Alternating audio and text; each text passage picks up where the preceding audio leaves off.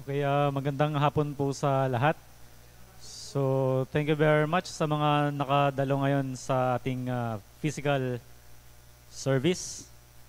So, although konti lang po tayo ngayon, handa pa rin po tayong salubungin yung Christmas. So, Merry Christmas po sa lahat. And sa mga iba po na wala dito, na nasa online lang manonood, so Merry Christmas din po. So, yan. So, sa ngayon, magpapatuloy pa rin tayo sa ating physical na praise and worship. And mag-start po muna tayo ngayon sa ating Heidelberg Catechism. So, babanggitin ito ang tanong and then banggitin niyo po ang sagot. So, tanong, bawal ba tayong gumawa ng anumang larawan o imahen? Sagot.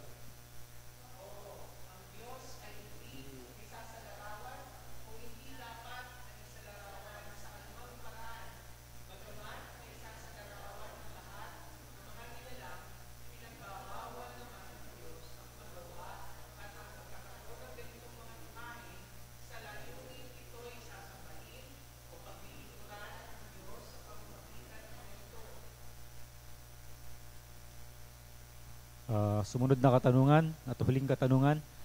Ngunit hindi ba maaaring magkaroon ng mga imahen sa mga bahay-sambahan bilang isang tulong sa mga pagkaraniwang tao? Sagot.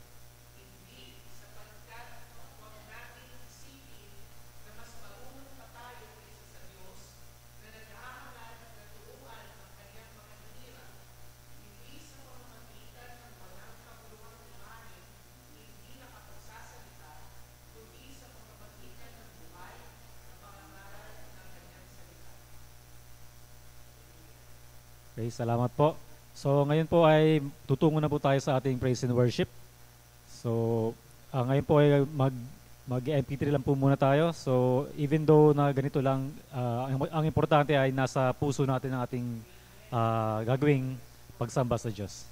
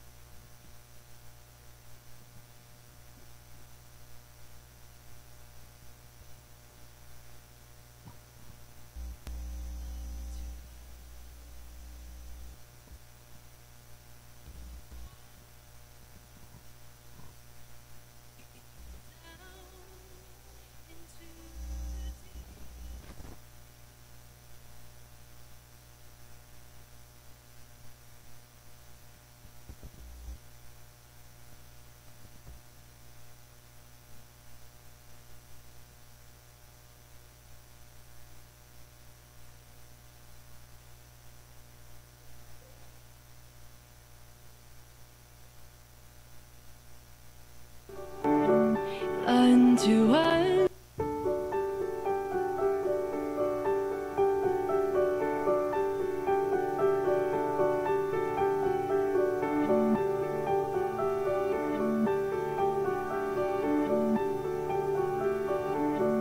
unto us from on high, reaching down into the deepest night, to the world hope has come. In the dark the light of life has dawned. What a mystery, oh what love. Oh, how can it be that heaven has come to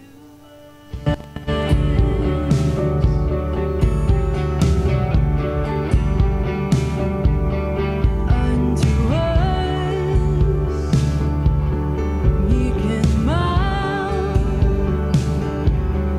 God eternal, born a helpless child, set aside?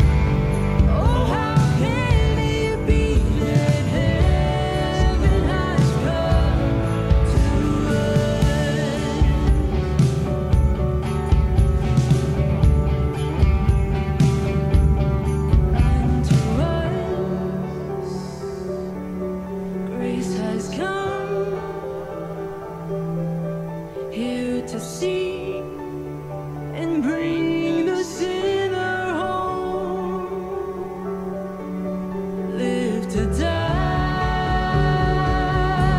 He rose to reign, Son of Man, a lamb for sinners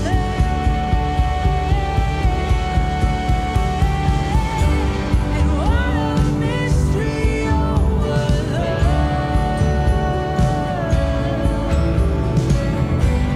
oh, how can it be that heaven has come? What a mystery, oh, what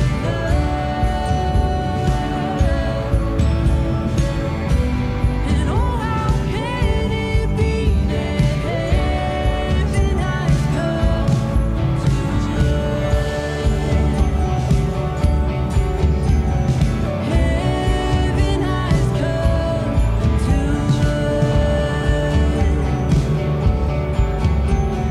Heaven has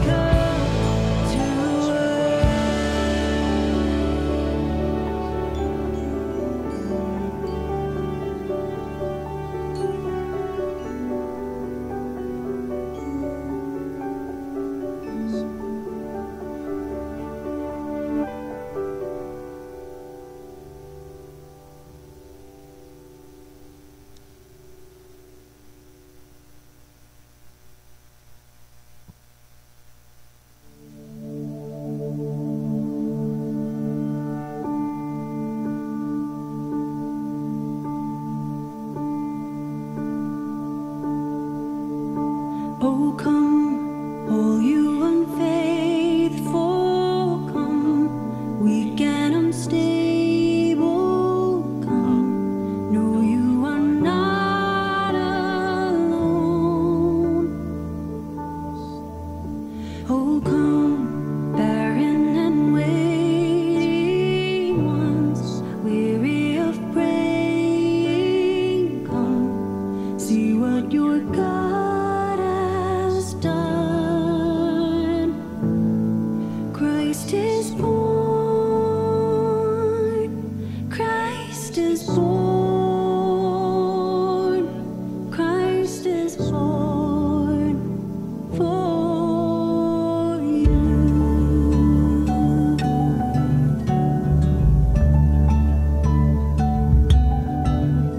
Oh, come, bitter and broken.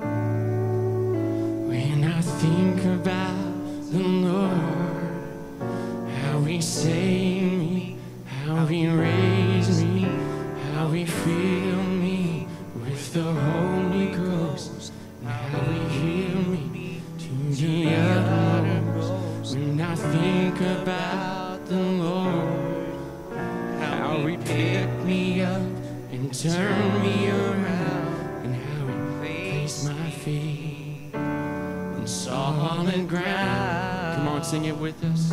When I think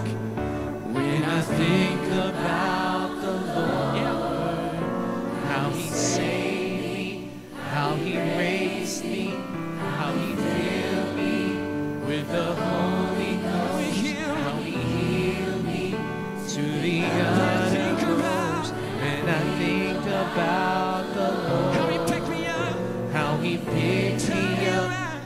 turned me around, how He placed me on solid ground.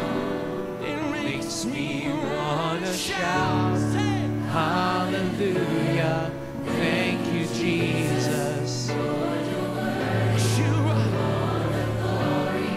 All the honor and all the praise. It makes me wanna shout, hallelujah, thank you, Jesus. Lord, you're worthy of all the glory and all the honor and all the praise.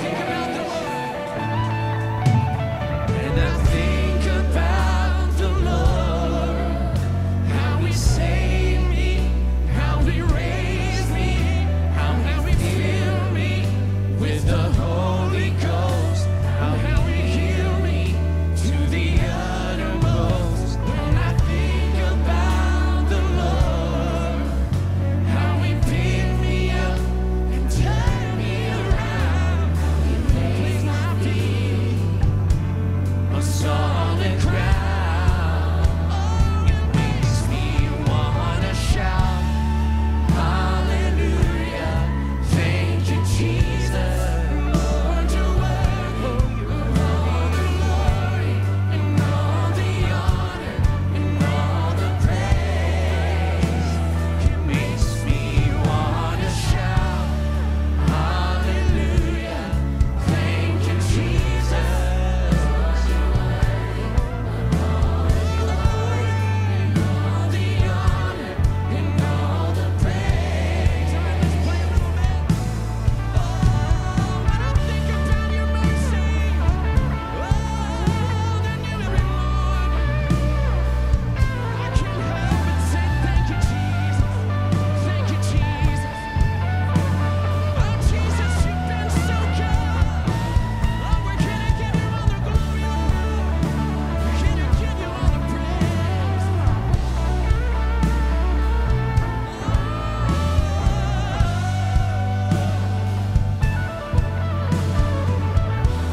All right, let's sing it out together. And shout, hallelujah, thank you, Jesus. Lord, you're worthy, so worthy. All the glory and all the honor and all the praise. Makes me wanna shout, hallelujah, thank you, Jesus. Lord, you're worthy of all the glory and all the honor and all the praise. Let's sing it up. It makes me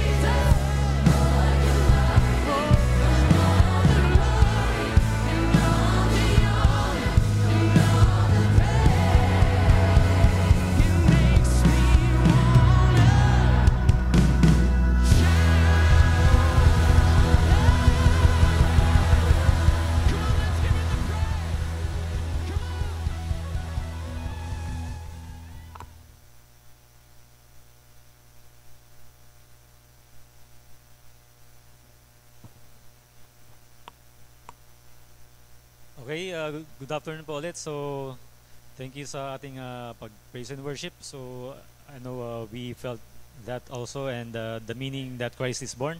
So, we will now proceed with our preaching. Ang mag-preach po ngayon is ang ating si Elder Brian Rodolfo. So, may we now call on Elder Brian Rodolfo. So, makakaupo na po tayong lahat.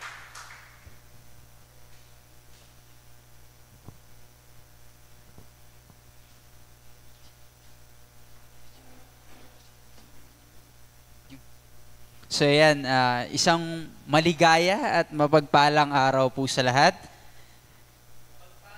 Yon. Siyempre nakakatuwa po na even busy tayo, yung mga ibang tao sa paligid natin nagpe-prepare to celebrate yung the coming of Christ.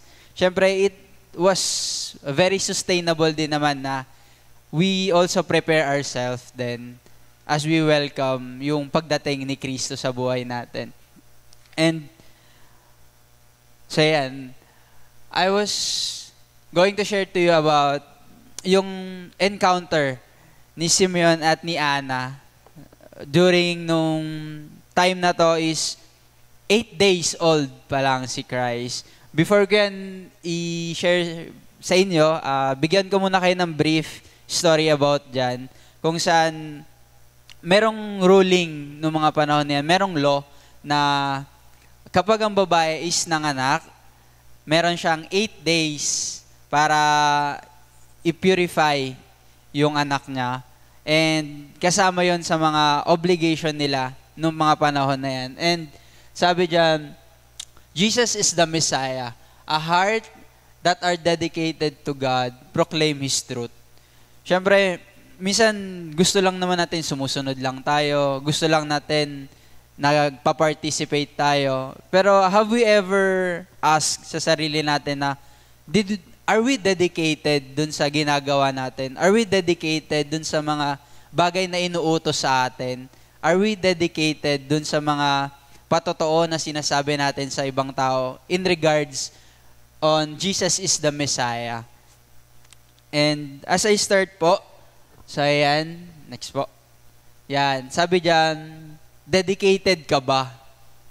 Yan. Natanong na ba natin yan sa sarili natin na may, for example, inutusan ka ng nanay mo na gawin mo yung ganitong bagay sa trabaho. Are we dedicated sa mga bagay that were assigned to us, that are given to us? And syempre, are we dedicated dun sa purpose natin, sa buhay natin na kailangan mapagtagumpayan ko to, kailangan ma-declare ko to sa ibang tao. Kailangan mapatunayan ko to hindi lang sa sarili ko, even ma-recognize to ng ibang tao. So, and it was found in Luke 2, verse 21 to 38.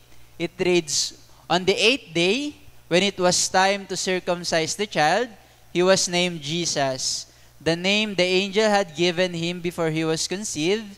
When the time came for the purification rite, required by the law of Moses, Joseph and Mary took him to Jerusalem to present him to the Lord.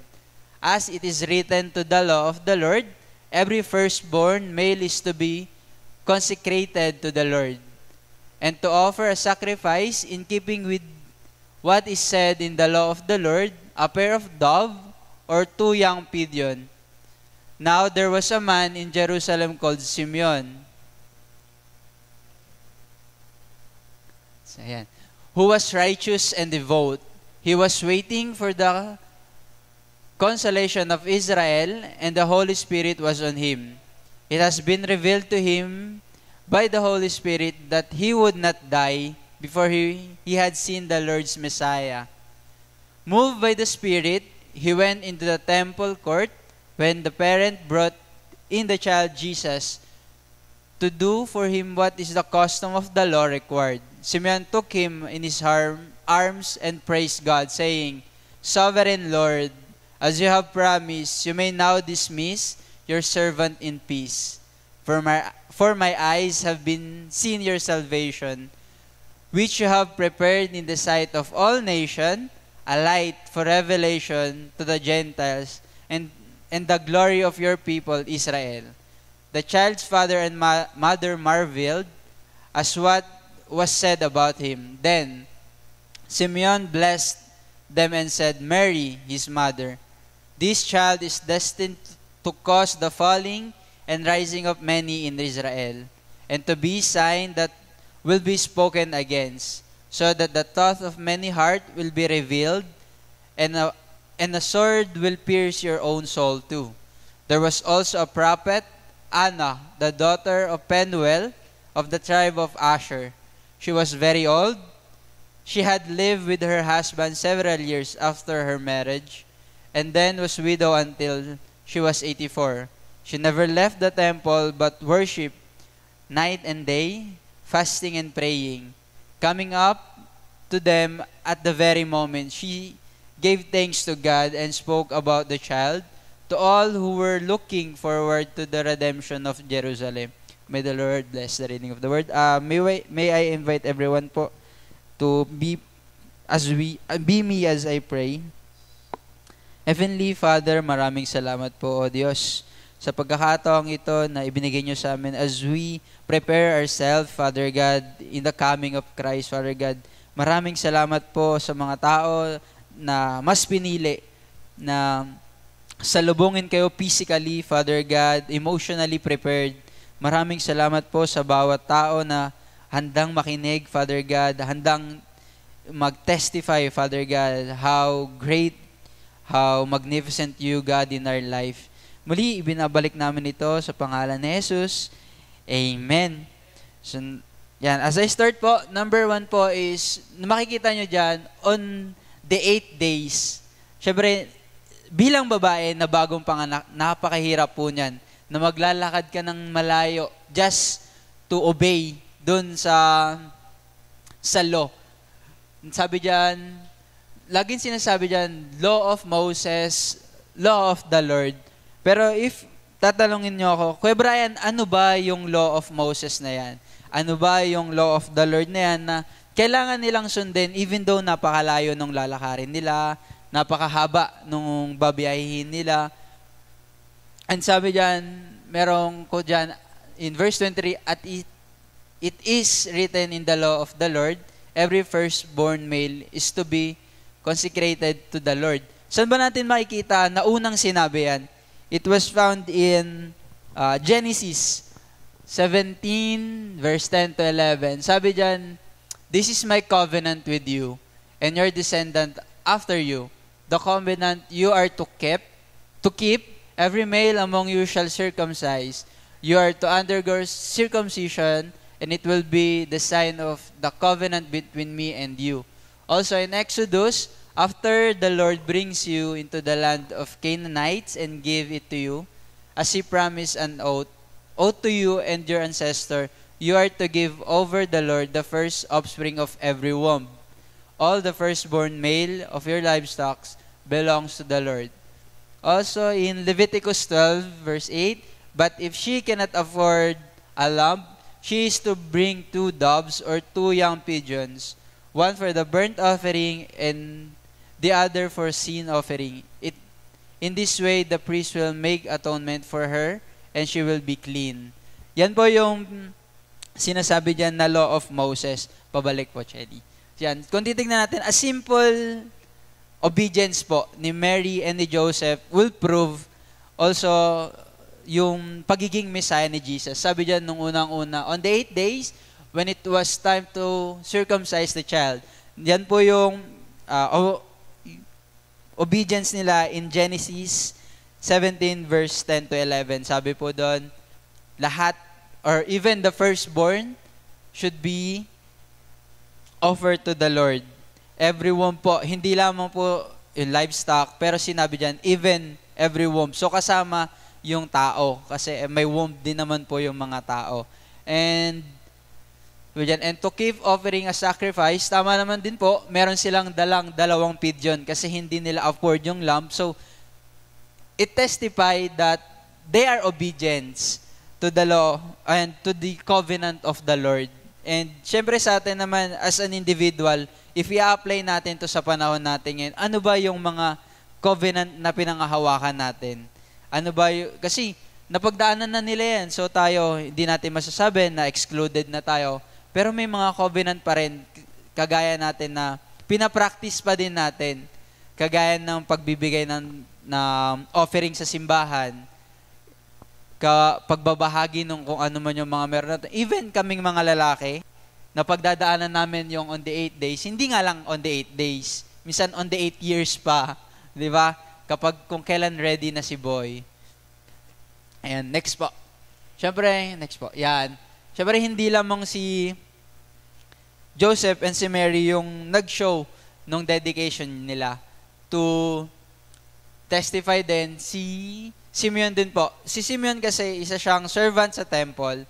And bakit kailangan na isang servant sa temple yung mag-testify din? Siyempre, hindi naman pwede na yung ordinaryong tao lang dyan, sinabi na, si Jesus yung Messiah, I testify it. Or yung minsan, yung pulubi dyan.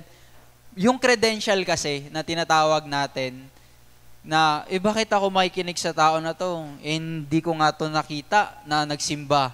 Diba? Bakit ako maniniwala sa tao na to na hindi ko nga to nakita na nag-share ng word ng Panginoon, di ba? So, dito sa verse na to, in-explain muna yung credential ni Simeon, which is, sabi dyan, the Spirit was on him.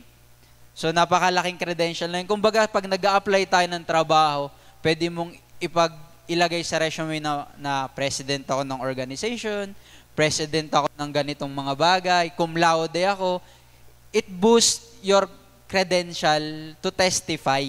Kaya ipinakilala muna dyan yung credential niya bago pinakita yung obedience niya. Kasi sabi dyan, sabi dyan, he waits for the reconciliation of the Jerusalem. Siyempre, sa tagal ng paghihintay niya, siya lang din naman pala yung unang makaka-witness ng and siya rin yung magde-declare kung ano nga ba, kung yung pagiging Messiah, ano nga ba yung kakaharapin, ano nga ba yung magiging achievement ni Jesus as a Messiah. Kasi, kasi dito, dineclare na siya ay just and devout. May mga tao na sasabihin lang nila, yes, Messiah si Jesus, pero paniniwalaan ka ba nila kung sinungaling ka? Paniniwalaan ba nila kung hindi ka devoted dun sa simbahan na yon, tas dun mo i-declare na si Jesus yung Messiah? Di ba, napakalaking factor na inisa-isa muna nila yung characteristic. And sabi dyan, the sovereign Lord, as you have promised, you may now dismiss your servant in peace. Siyempre, as a servant na devoted sa Panginoon, kung ano yung sinabi sa'yo ng Diyos, hihintayin mo yon. Sabi dyan, hindi siya mamamatay hanggat hindi niya nakikita yung Messiah. Therefore, sa sobrang tagal niya na siguro na nag-serve, na gagawa nung ritual, nung purification ritual na yan, at last, na dumating sa kanya si Jesus, and nasabi niya na, Lord, you may now dismiss your servant in peace. Kasi na-fulfill niya na yung promise niya sa Diyos. At the same time, na-fulfill ng Diyos yung promise niya kay Simeon. Kumbaga, in a vice versa version ng kwento is, parehas ipinakikita dyan na si Simeon is devoted sa Panginoon at yung Panginoon is devoted kay Simeon na ikaw yung makaka-witness, ikaw yung go signal na ayan na yung Messiah natin. And yan, number 2 po. Yan, the declaration of Messiah. It was found on Luke 2 verse 32-33. Sabi diyan, for my eyes have seen your salvation, which you have prepared in the sight of all nations, a light for revelation to the Gentiles and the glory of the people. Isa-isahin po natin, ano ba yung mga magiging achievement as a Messiah dyan ni Jesus? Number 1, for my eyes have seen your salvation. Anong klase ba yung salvation na yun? Bakit kay Jesus niya lang nakita yung salvation na yun? Sa dami ng mga lalaki na dumaan sa kanya, ng mga batang lalaki na dumaan, nag-undergo dun sa purification ritual, bakit nasabi niya yan nung kay Jesus na? It was found on John 14:6. Sabi diyan, I am the way, the truth, and the life. No one comes to the Father except through me. That verse testify kung bakit yung salvation is nakita niya lang nung dumating na si Jesus sa kanya. And number 2 po, which you have prepared in the sight of all nation. Ano po ba yung pinrepare niya na klase ng salvation na yan? It was found on Isaiah 42 verse 1. Sabi dito, here is my servant whom I uphold, my chosen one in whom I delight. I will put my spirit on him, and he will bring justice to the nations. He will not falter or be discouraged to establish justice on earth. So yung pinrepare na salvation dyan ng Diyos na nakita niya is yung justice, yung equality. Kasi nga, di ba, kung bakit yun yung part na yan na pinakita kay Simeon? Kasi, di ba, sa unang-una, sabi dyan, si Simeon is just and devout. So, just and devout represent na justice yung ipinakikita sa kanya ng Panginoon na magiging salvation. Doon natin makikita kung ano ba yung pagiging equality ng Panginoon. Hindi porket na ikaw, minsan ka lang naman naniwala sa akin eh. Ikaw, konti ka lang naman nag-serve sa akin. Hindi siya ganon. It was just and equal salvation para sa bawat isa. And next po, sabi dyan, a light for revelation to the Gentiles and the glory for your people Israel. Ano ba yung light na yan?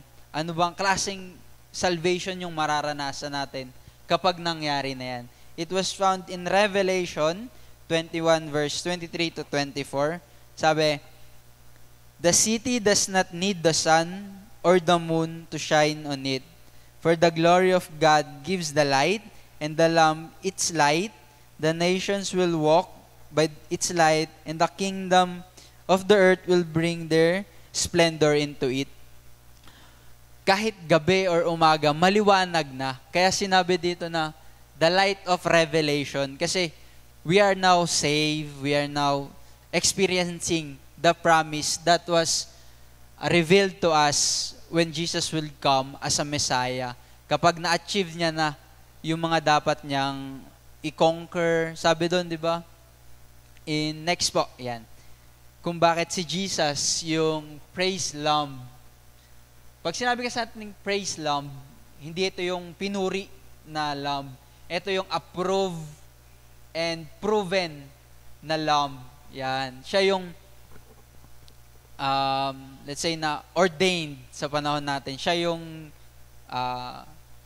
naiboto, parang ganon, sa panahon natin. Pero it said dyan, Simeon blessed them and said to Mary, his mother, the child is destined to cause the falling and rising of many in Israel, and the sign that will be spoken again.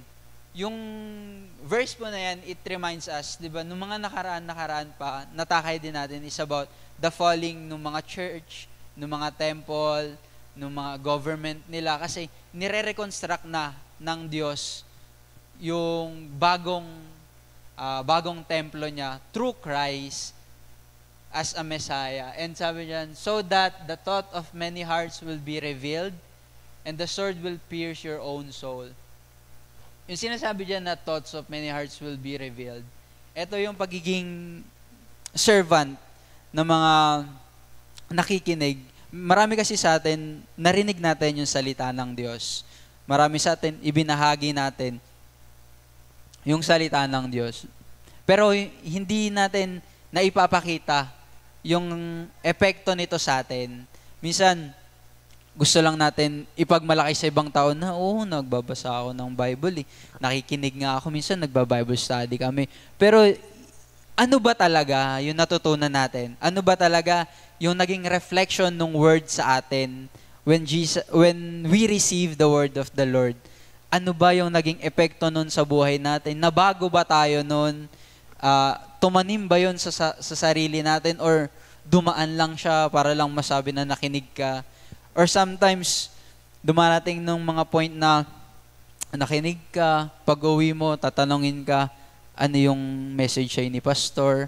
ano yung narinig mo, ano yung naintindihan mo. Pero hindi siya tumatagal kasi hindi tayo dedicated minsan sa pinapakinggan natin. Hindi tayo dedicated dun sa ginagawa natin. Minsan, ginagawa na lang natin siya para lang to survive, to express na lang yung mga binigay sa atin na task, yung roles natin, yung purpose natin. Minsan, ina-accomplish na lang natin yun to survive, not knowing na hindi na siya nagre-reveal dun sa sarili natin na, ay, ito pala yung experience ulit kapag ka nasa presence ka ng Panginoon. Ay, ito pala yung experience kapag naranasan mo yung pagpapala ng Diyos sa buhay mo. Ito pala yung kagandahan. Ganon. Kaya siya sinabi, so that the thoughts of many hearts will be revealed. Kasi marami sa atin na pinipilit natin kasi itago lang Nahihirapan na pala ako, nabe-burn out na pala ako, gusto ko na pala mo nang lumayo. And that word will refresh us. Minsan, pag papalapit na tayo sa problema, doon natin naiisip lumayo Pero sabi diyan, many hearts will revealed. Tandaan natin na kung malapit tayo sa Diyos, kung dedicated tayo sa Kanya, kung kailan tayo pinakamahina sa buhay natin, kung kailan tayo pinaka nasa baba, doon tayo nagiging malakas dahil sa Diyos. Doon natin nagagawa yung mga bagay na, ay, kaya ko pala to. Ay, ma-achieve ko pala to. Kasi we put our trust sa Panginoon. We dedicate ourselves sa Panginoon na sooner or later, hindi man ako okay ngayon. Sooner or later, magre-reveal sa akin yung Panginoon. Kasi naranasan ko na yan once nung tinanggap ko ang Diyos. And maraming magbabago sa atin. Sabi dito rin in Luke 2 verse 36 and 38, Prophet Anna coming up to them, that very moment she gave thanks to God and spoke about the child to all who were looking forward to the redemption of Jerusalem. Sa panahon natin ngayon, when we say redemption kasi, parang napakalayo mo naman para i-redeem ka pa. Maraming ganun. For example, nagbayad ka lang sa GCash, nagbayad ka sa SM, may mga points na nare-redeem. Pero dito, kumbaga, nung ibinigay si Jesus, nung dinala siya dun sa temple, nakita nila that they were going to redeem something na ipapakita sa kanila yun, which is, yun nga, yung Jerusalem. For us, applicable din naman siya, hindi lang sa Jerusalem, but it is us that was redeemed by the Lord. From dun sa old self natin na hindi pa natin nakikilala ang Diyos. And it was nice na makita or mabasa na may mga tao pala na naka-experience nung first-hand Messiah, na kung saan tayo sa panahon ngayon, pag Pasko, ang iniisip na lang ng iba, mga ngaroling ako para may pera ako. Yung iba naman, busy kasi gusto ko magluluto lang ako. Hindi na nila na-experience kung ano ba talaga yung essence ng Pasko. Ano ba talaga yung meaning, bakit natin isineselebrate yung Pasko? Bakit nga ba naranasan natin yung Pasko? Ano nga ba yung experience ng mga tao na unang nakaranas nung unang Pasko? Ano ba yung mga naranasan nila that time? And this verse testified na they were just amazed na kumbaga kung pwede na nga silang mamatay kunin na ng Diyos kasi nakita na nila yung salvation, naranasan nila yung experience to be with the Messiah. Kaya nasabi nila dyan na yung redemption nung sa sarili nila is napaka-overwhelming sa sarili nila to the extent na yung city is nakikita nila to be redeemed by the Lord.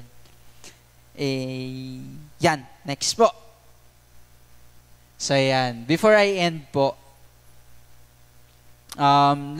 let me ask this again. Jesus is the Messiah. A heart that are dedicated to God proclaims the truth. Natanong nyo na ba yung sarili nyo, are you dedicated to God? Are you proclaiming the truth about Jesus being the Messiah? Or kagaya lang tayo ng iba na pupunta sa church, tapos uuwi, Pag-uwi sa bahay, magbubukas ng bote, iinom, makikipag-away. Or kagaya lang tayo ng iba na aatin ng church, pag-uwi, ipagmamalaki na Kristiyano ako, nakikinig ako, nagsisimba ako, pero in the end of the day, gagawa ka ng mga bagay na ikasisira ng mga unang sinabi mo. Or are we that dedicated na pupunta ako sa church, magsiserve ako kay Lord, pero pagdating mo, nung araw na yon, magre-reklamo ka kasi napagod ako mag-serve. Napagod ako na puro na lang ako. Tapos ako na naman ulit next week.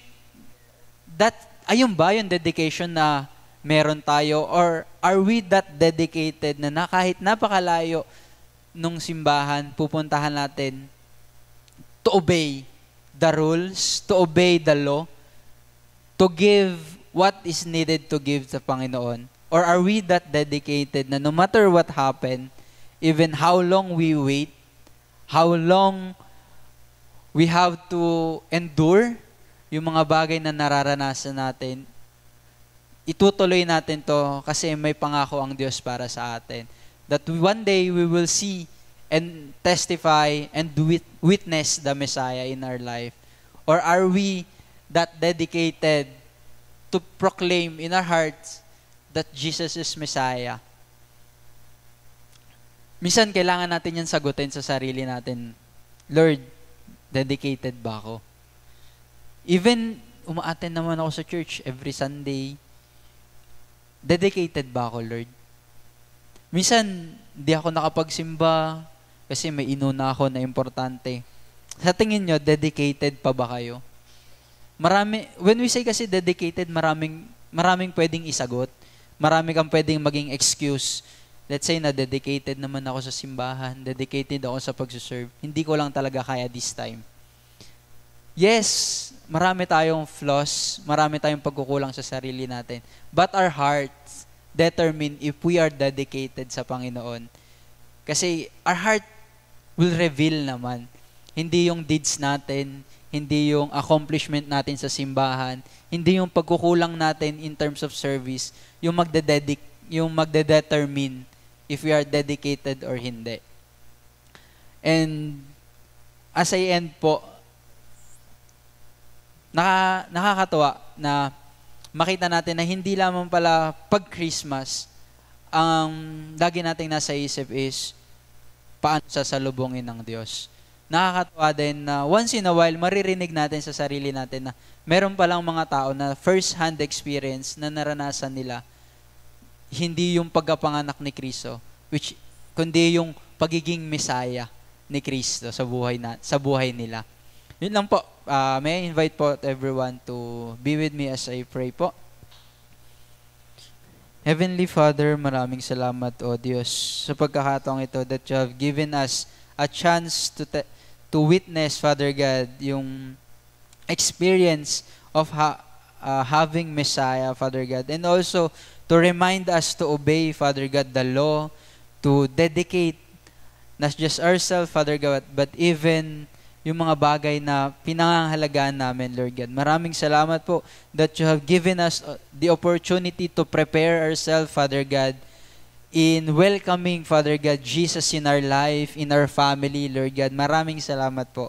Also, maraming salamat, O Diyos, sa bawat isa that are willing to declare, Father God, in their heart that Jesus is the Messiah. Father God, maraming salamat po that they are not ashamed, they are not afraid, Father God, na ma-discourage ng ibang tao, na mahusgahan, Father God. Maraming salamat po that they stand their dedication towards to you, Father God.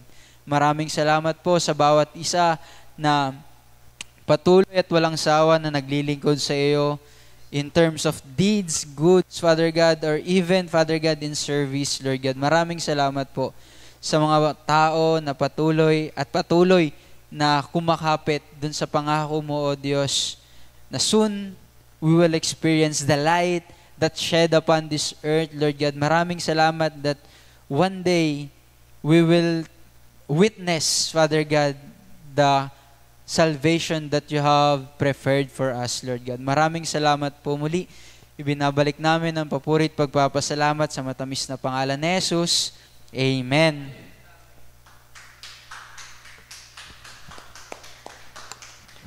Hello.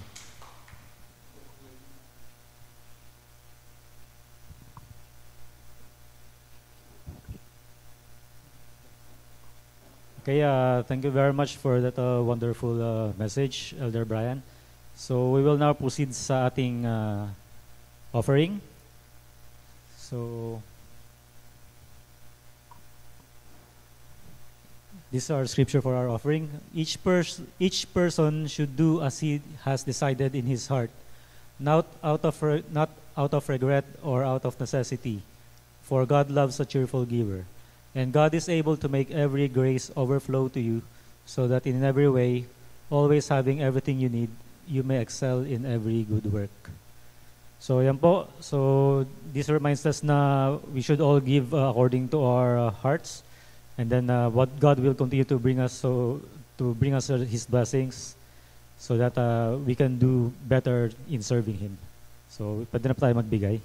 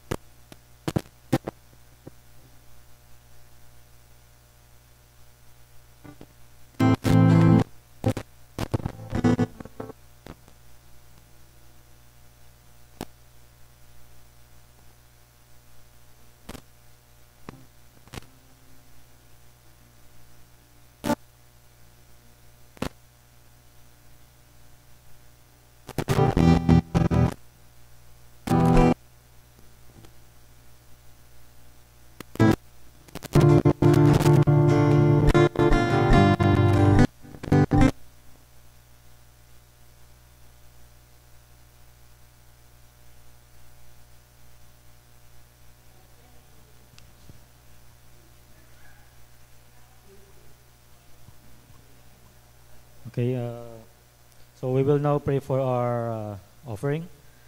So we come to you in prayer, Lord God. Thank you, Lord, for this day, for leading us here, even though it's Christmas Eve later. So thank you very much for continuing to grant us your blessings despite the challenges that the world is experiencing. And please continue to help us to use the offering that we have given to you for the glory of your kingdom. In the name of Jesus Christ, our Lord and Savior. Amen.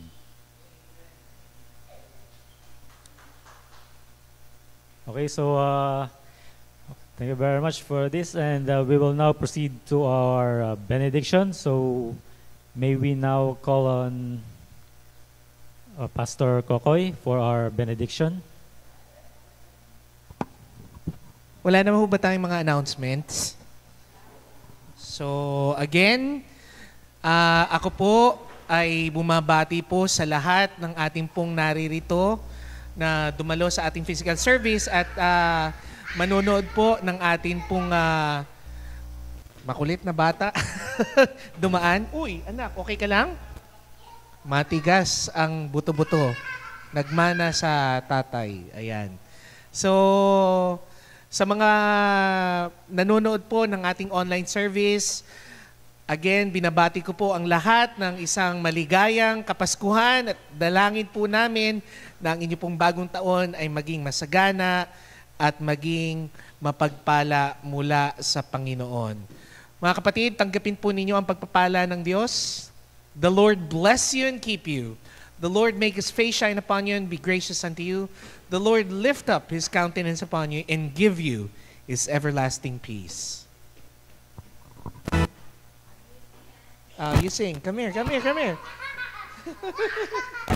Every tongue, Hallelujah, hallelujah, every lamb, hallelujah, hallelujah.